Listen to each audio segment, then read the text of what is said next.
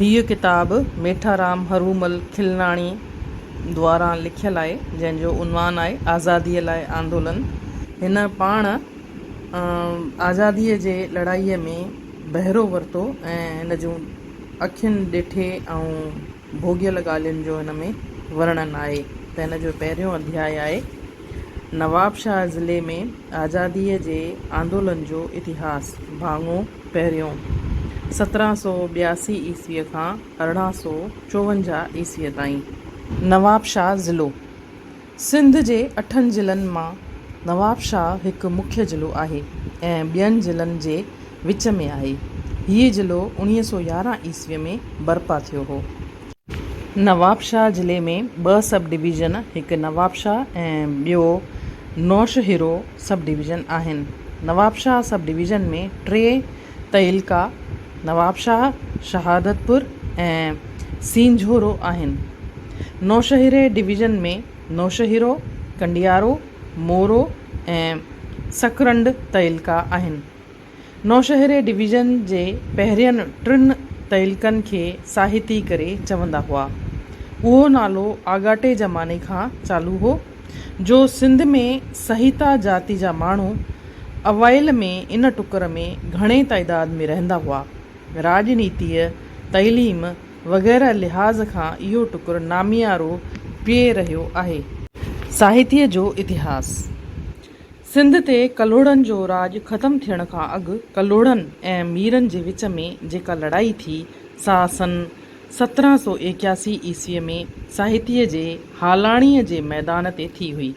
हालाणी कंडियारे तइलके में हिकु ॻोठु आहे। इतिहास ऐं राजनीतिअ जे लिहाज़ खां नौशहिरो वांगुरु हालाणी बि अहम जॻह वालारे थी।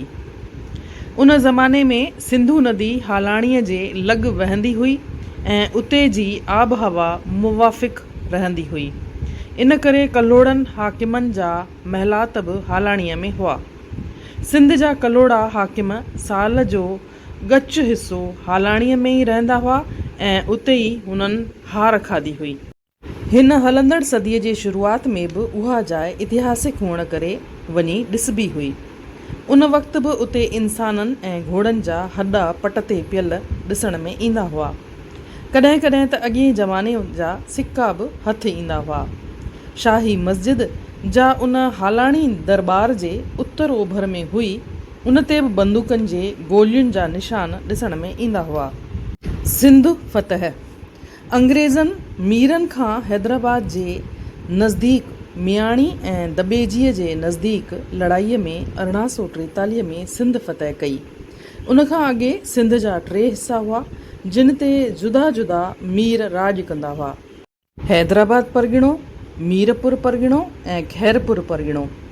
साहिती उन वक़्तु खैरपुर परगि॒णे में हुई ऐं हिकु तहसील हुई। सिंध पोइ फिरी 6 टुकड़ा थी अंग्रेज़नि जे राज में खैरपुर ॾेही रियासत थी रही। तइलीम जी शुरूआत। मीरनि जे ज़माने खां साहित्य जो खैरपुर सां लाॻापो रहियो। उन ज़माने में साहित्य जा के माण्हू खैरपुर जे मीर वटि नौकरी कंदा हुआ। जीअं पोइ तीअं साहित्य में पढ़ियलनि जो तइदाद वधंदो रहियो। मीरनि जे ज़माने में मुल्ला मस्जिदनि में या उन्हनि जे नज़दीक मकतब हलाईंदा हुआ, जिते हिंदू ऐं मुसलमान छोकर पारसी ऐं अरबी पढ़ंदा हुआ, जो कचहरीअ जी ॿोली पारसी हुई। साहित्य जे दीवान कोड़ोमल इब्तिदाई तइलीम अहिड़े मकतब में वरिती हुई। उन वक़्तु मंदिरनि में हिंदीअ में रामायण ऐं गुरमुखीअ में गुरु ग्रंथ साहिब जी बाणी पढ़ी वेंदी हुई।